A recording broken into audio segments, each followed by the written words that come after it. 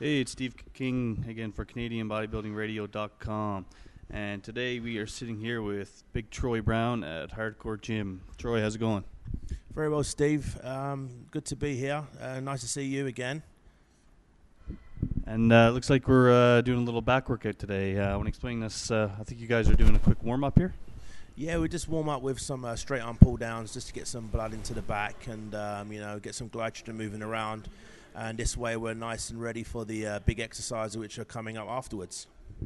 Okay. So are you preparing for a show or anything right now, or is this kind of typical off-season Troy Brown style training? Yeah, I'm not competing this year, obviously. As everyone knows, I'm taking this year off just to get some more size on my frame and really improve my weak body parts. But this is a normal workout for me. I do in the off-season, just basic compound exercises, nothing fancy, just straight to the point and heavy weights and basic exercises. So are you one of these guys who's a big believer in kind of slow, strict movement and isolating the muscle and using cables and that kind of stuff? Or are you more of a compound movement kind of guy, deadlifts and benches, that kind of stuff?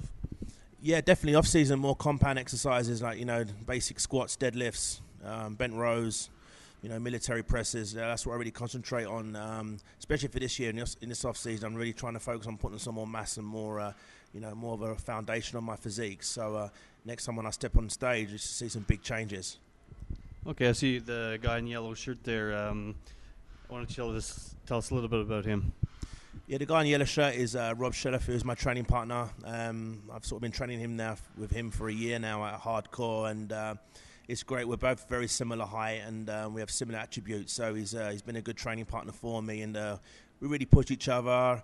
He pushes me, I push him, and right now he's just finished the show. He's just done the nationals in BC, so he's really motivated to improve for next year. So I feel big things going to happen for him next year if he really focuses on his A game and trains hard all year for next season.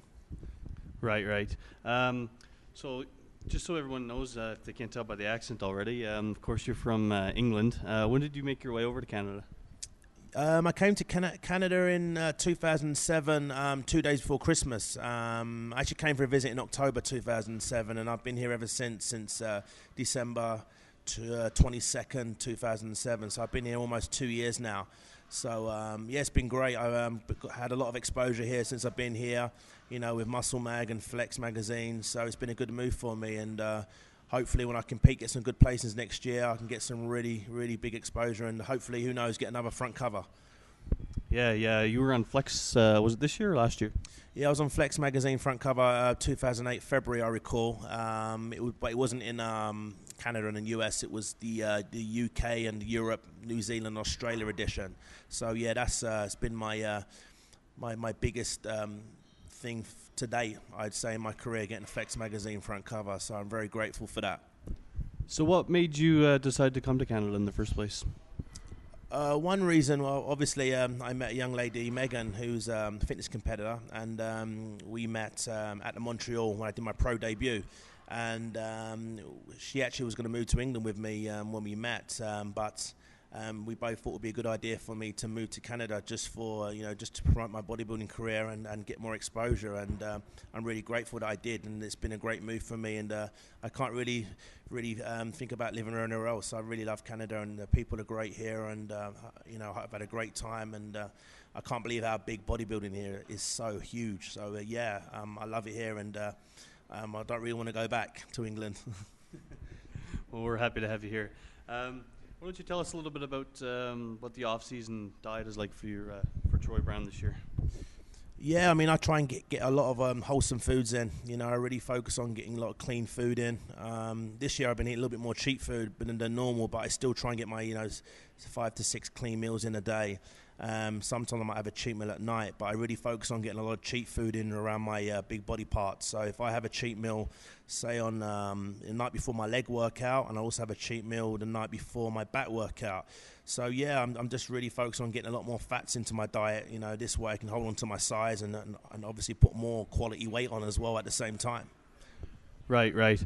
And I see in the video here now you guys are... looks like you're doing some bent over rows. Why don't you explain kind of what's going on right here? Yeah, I love bent over rows. I used to watch a Blood and Guts DVD by Dorian Yates, and he does a lot, what you call a lot of Yates rowing, and I love the exercise. I really fit it in my middle back and my lower back. So I've been doing them now probably for straight 5 years, and I always keep them in my workouts. And I don't do anything fancy. I try and use a lot of weight, and I just try and bring the bar into my waist and really focus on squeezing my shoulder blades together. That way I can activate my back. Right. And do you go very heavy on those usually? Oh, all year round, I try and go as heavy as possible, really. That's the only way I can feel my back. I think with most other body parts, sometimes I go a little bit lighter. With back, I try and go heavy all the time, and that's the only way I can feel sore the next day or the day after, so I have to go heavy. Right. And does your training change at all as you move from off-season to pre-contest?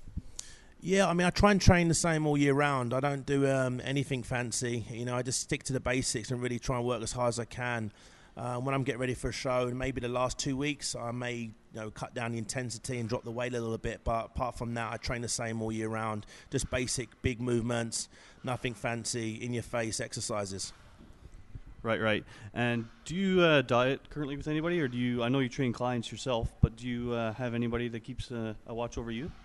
Yeah, for the first, I say 5 years of when I started competing, I had a guy in England called Harold Maroulier, who was a pro as well. He helped me. He actually helped me get my pro card. Right now, last year, I worked a little bit with Hani Rambod, who's a very world-renowned trainer. Obviously, he's Phil Heath trainer and Jay Cutler's trainer. So, yeah, I worked with him quite a bit, and his knowledge is unbelievable. So I learned a lot from him. So I still speak to him, and he still gives me some pointers now and again. So he's a good guy to keep in contact with, especially if I want to compete next year. So I'm thinking of maybe going, hopefully maybe working with Hani again for my next show next year. Who knows? Right on. See, in the video now, you guys have moved on to some rack deadlifts. You got the rack placed just below your kneecaps, it looks like. Why don't you explain to us why you do these instead of deadlifts off the floor? Yeah, early in my career, I did a lot of full deadlifts, but I always found that my legs were getting too much of the work, and I really felt as though it was putting a lot of stress on my midsection. So I spoke to a buddy of mine back in England, and he said to me, why don't you do quarter deadlifts? So I started doing them, and I've been doing them ever since for about 3 years. And I really think that's how I thicken my back in, especially in the middle part and the upper trap area. I really put some added thickness to that area, and I really dedicate those to doing quarter deadlifts. They're a fantastic exercise, and I really recommend them for anybody. Right. Looks like you guys are pulling some heavy weight here now. It looks like about 6 plates. I know you got 3 reps today, but I know you've done quite a lot more than that before.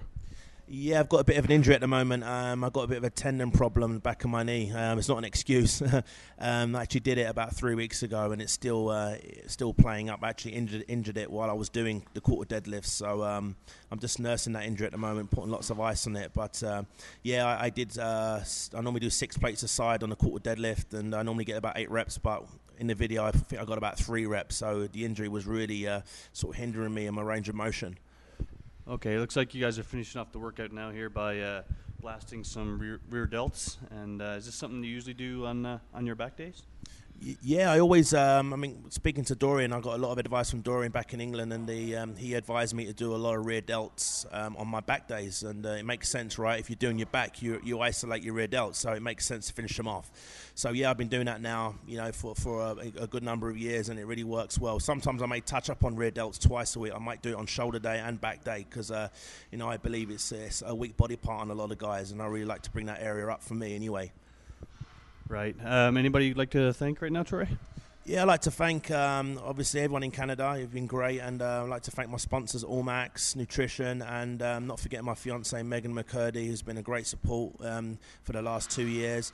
And, just wanted to thank everyone back in England. Thanks for everyone's support. And hopefully I can cause some damage next year in 2010. Good luck with that, Troy. And once again, thanks for showing up. Thanks, Steve. My pleasure. Thanks for having me. Take care.